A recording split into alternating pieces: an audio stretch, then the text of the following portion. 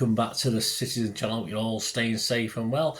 And a History Boys feature on, yes, City versus Huddersfield in the FA Cup. Yes, as City prepare to meet Huddersfield Town in round 3 of the FA Cup on the 7th of January 2023. In a few days' time, as I'm recording this, we're going to look back at other City against Huddersfield FA Cup games, obviously the home legs of these games. In total, we've met Huddersfield 6 times in the FA Cup, and we've won 3 and drawn 3, so a certain amount of replays have taken place as well.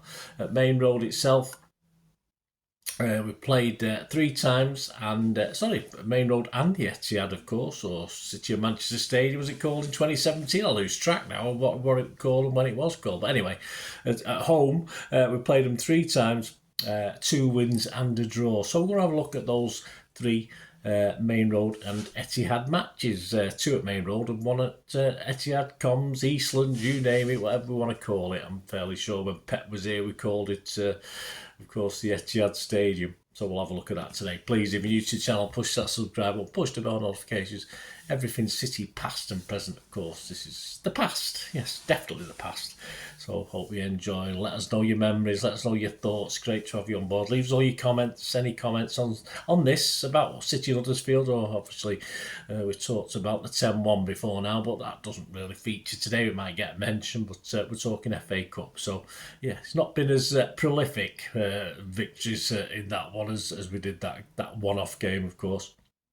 So join me, leave us your comments, give us a like, guys, give us a thumbs up, and of course I will respond, or likewise give you a thumbs up for any comments you make, as long as they're nice comments, of course. Right, we first met the Terriers, the nickname, on the 30th of January 1926, so a little bit before my time, despite, so I don't want you saying were you there, Bernard, or anything like that. We met them in round 4 at Main Road in front of a crowd of, wait for it, 74,789. I have no idea how many Huddersfield fans were there, but they were riding high. They were the biggest, well, not the biggest, but certainly the best team in the English league at the time. They were on the way to a first ever 3-peat, yes, won 3 titles in a row of the league title. They won Division 1 in season 23-24, 24-25, and of course this was season 25-26, so we were on the way for the first ever 3-peat. Of course, other clubs have done it since, including us. Yes, so happy days. City, though, we were in a bit of a mess. We were struggling. We didn't have a manager at the time. Chairman Albert Alexander and the directors were sort of picking the team by committee. So the 11 picked by committee that day were Goodchild, Cookson, McCloy, Coupland, Cowan, Pringle, Austin, Browell, Roberts, Johnson and Hicks. The game itself, was marred a little bit. The large crowd, there was a problem with a crush barrier. It collapsed. Of course, there were very many injuries. Fortunately, none too serious. Many were carried away on stretchers, but of course, nothing more serious than a brief stay in hospital for the injured. So it could have ended a lot worse, of course. On the pitch, though, City shocked table-topping, or the current champions, and then table-topping visitors. We won the game 4-0 with goals from Tommy Browell, Frank Roberts, and a couple from George Hicks, as Huddersfield lifted their record-breaking 3rd title at the end of that season. Yes, we did reach the FA Cup final. Unfortunately, we lost 1-0, and it also ended in disaster in the league as well, as we lost. It was in our own hands, but we failed to win the last game of the season and end up getting relegated to the 2nd division. So not the greatest season for us, even though I said we did a bit of a feather in our cap to beat Huddersfield 4-0 in that cup game. Our second meeting was in the 3rd round replay on the 12th of January 1988. Yes, so many of you will remember that. I remember that. After a 2-2 draw at Leeds Road, of course, 3 days earlier, Ian Brightwell and Gidman were the scorers. This was the first visit at the replay at Main Road of Huddersfield to Main Road since, of course, yes, the record-breaking 10-1 the previous November. Malcolm McDonald's charges this time, though, would do a lot better. Our team that day, Mel Machin's City team that day, Eric Nixon, Gidman, Andy Inchcliffe, Kenny Clements, Ian Brightwell, Simpson replaced him on 80 minutes. Steve Redmond, David White, Paul Stewart, Tony Adcock, he was replaced by Varady on 65 minutes. Neil McNabb and Ian Scott. The crowd at Main Road that day with quite a number of Huddersfield fans again. 24,565. The game actually ended 0-0 after extra time. A 0-0 thriller. It pretty much was, actually. It wasn't a bad game. But with a more enterprising approach from Huddersfield, it was they that perhaps had the better of the game overall over the 120 minutes or so. And they got the just reward with a home tie for the second replay after, the toss of a coin to decide where the second replay would be. We don't get those these days, do we? Not tosses of coins, but we don't get second replays anymore, do we? As you'd expect, confidence was high for the Yorkshire outfit, but on the 25th of January, a couple of weeks later, City went back to Leeds Road and won through to the fourth round, beating the Terriers 3-0. Yes, Hinchcliffe, Varady and David White the scorers. City would lose out in the quarters, sadly, after a lot of hype. We were well beaten 4-0 by Liverpool at Main Road. And bringing us back more up to date, our last meeting in the fifth round was another replay, and this was on the 1st of March 2017, of course, at the Etihad. I'll call it the Etihad, I'm sure it might have been the Etihad. 2 weeks earlier, Pep City had earned a draw 0-0 in the John Smith Stadium with David Wagner's then Championship side Huddersfield.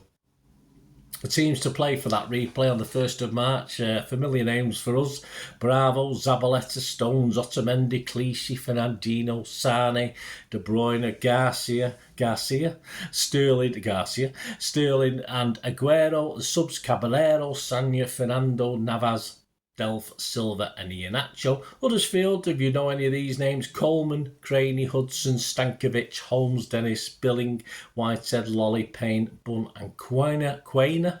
Subs: Ward, Smith, Hogg, Kachunga, Van La Parra, Wells and Heffley. And the attendance, a little bit below capacity, about 11 or 12,000 below capacity, 42,425, which included 7,225 Terrier fans, Huddersfield fans. So yes, I'll go over to Connor Edmonds for his How Was It For You match report in King of the Kippax issue 241 from April 2017. So we'll go over and see what Connor has to say in this one. Sticking two fingers up at the system, Pep Guardiola went to the John Smith Stadium 11 days early with the sole intention of securing at least one home tie on the road to Wembley. I think we'd end up on a run of 9 aways or something like that, which was like 100,000 to 1 possibility. But we always get easy home times, us, don't we? With the new FA rules eliminating the possibility of a quarter-final replay, this was the only chance City had to play at the Etihad in this season's competition. Being the first game since the side returned from the warm weather training in Abu Dhabi, the team was much stronger than that put out at Huddersfield in the first game. Sterling, Sane, De Bruyne, Sergio Aguero all started, while David Silva and grandfather Yaya were rested. It was clear from the opening minutes that Huddersfield weren't going to be the Etihad's typical stick 10 men behind the ball visitors, as their attacking style left gaps in midfield for City to exploit. The ball hadn't even left the field of play since Sane hit the post after 4 minutes. However, when Huddersfield took an early lead, a swift breakaway from the men in yellow and black hoops exposed the City defence, with Philip Billing rolling the ball to ex-Blue Harry Bunn, who, let's be honest, only had to hit the target to give his side the advantage. The goal, though, only served to spark City into life, with De Bruyne coming close from a free kick before Nicholas Otamendi headed over from a corner. Huddersfield were riding their luck in more than one way, as referee Paul Turney waved away 2 identical City penalty appeals when John Gorenik and Stankovic's trailing out on twice blocked crosses that would have led to a tap-in. A third penalty shout in 10 minutes had some City fans wondering whether Anthony Taylor had recently adopted both a wig and an alias. That, however, was put to the back of the mind when Sane racing at the back post to tap in from Sterling's cross and level the score on the half-hour mark. Stankovic was clearly determined to enforce justice, as 4 minutes later he bundled over Otamendi in the box to give City a penalty. After a run-up long enough to watch back a tape of every penalty Serge has missed this season, the Argentinian sent the keeper the wrong way to give City a deserved lead. Sloppy play from Marc Martin Creighton, moments after kick-off, presented Aguero with a chance to score his second in as many minutes, only for the same post that denied Sane to reclaim its role as the villain. A muted appeal from the home fans for handball in the middle of the park prompted ironic mimicking from the travelling supporters, which grew quieter and quieter as City bore down on goals to score their third of the evening. Neat play outside the box creating an opportunity for Aguero, who had the presence of mind to square the ball for his compatriot Pablo Zabaleta after initial effort was parried back into his path. The final chance of the half went Huddersfield's way as Jack Payne crept in behind the City defence, only to be thwarted by Claudio Bravo. Chilean hologram. The save brought sarcastic cheers from home fans around the ground, as the American president would say, not nice. He was struggling a bit at the time, old Bravo, with the fans, I think. But we were cheering him. Yes, it was a bit ironic. After having the last chance of the first half, the away side also had the first chance of the second. A short corner was worked onto the head of Joe Lolly, but the Huddersfield man couldn't keep ice cool, pun intended, in front of goal as he headed over from just 6 yards out. It was perhaps that miss which killed any hope the visitors might have had pulling off an unlikely comeback. City exerted their dominance, spraying the ball from side to side to tire out the opposition before delivering a knockout blow with the fourth goal. A move that starts with an audacious chip from Bravo led to a flowing passing sequence, with the ball eventually finding its way to Sterling on the right, who sent a devilish ball for Aguero to notch his second of the game. There aren't many strikers in the league, world who would have the agility, composure and finishing ability to score a goal like that without making it look like anything special. Pep had obviously been waiting for the security of the fourth goal before making changes, with Kunstrike cueing the introduction of Fabian Delph, Kelechi Iheanacho and Jesus Navas for De Bruyne, Aguero and Sane. The signalling of one additional minute in the second half initiated a mass exodus from the Etihad, but those who remained saw Iheanacho score a trademark goal after a Navas cross. It's nice to see the Nigerian back in action and amongst the goals after many, including City fans, had seemed to lose faith in the 20-year-old.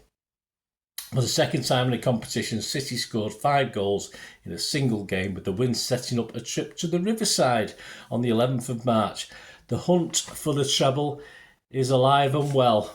Okay, Conor Edmonds. The treble was a few years later, unfortunately, but of course, as Pep's first season with City ended with no trophies in the old cabinet, he made up for it since, so didn't he? Huddersfield fared a little bit better. Yeah, they went on and actually won a place back in the Premier League, by winning a place in the through the playoffs. I think they finished 5th, managed to win through, so they got into the Premier League for the season after. So there you go, guys. Hope you enjoyed that. My thanks, of course, to King of the Kippax, Dave and Sue, who are sadly now done their last issue as I'm recording this. So my thanks to them, and obviously Conor Edmonds there for the report, of course, in these history vlogs. We will be delving as and when into King of the Kippax. I don't have all the copies, mind you. I mean, I can, there's quite a lot of copies I don't have. So as and when I can make use of them, I will. But hope you enjoyed that. Let me know your memories, guys. If you remember anything from 88. I'm sure you don't remember anything from 1926, but you remember anything from 1988 and 2017, give us a shout. It'd be great to hear from you. And all that's left for me to do is wish you all the best. Please stay safe, Blues, and simply come on, City. Bye for now.